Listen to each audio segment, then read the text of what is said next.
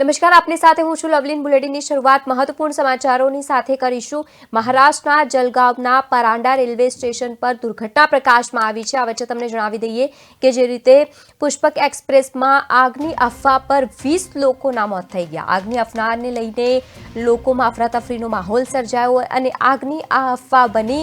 અફવાને લઈને મુસાફરો રેલમાંથી કૂદી પડ્યા હતા.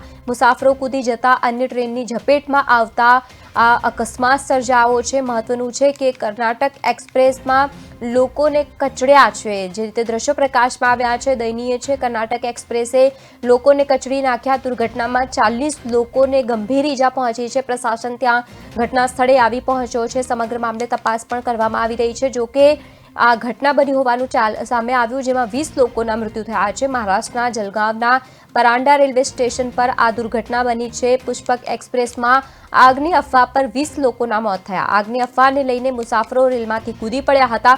મુસાફરો કૂદી જતા અન્ય ટ્રેનની ઝપેટમાં આવી ગયા અને કર્ણાટક એક્સપ્રેસે લોકોને કચડ્યા છે. દુર્ઘટનામાં લગભગ 40 જેટલા લોકોને ઈજાઓ પહોંચી છે. ગંભીર ઈજા પહોંચતા તે લોકોને પણ સારવાર માટે હોસ્પિટલ ખસેડવામાં આવ્યું છે.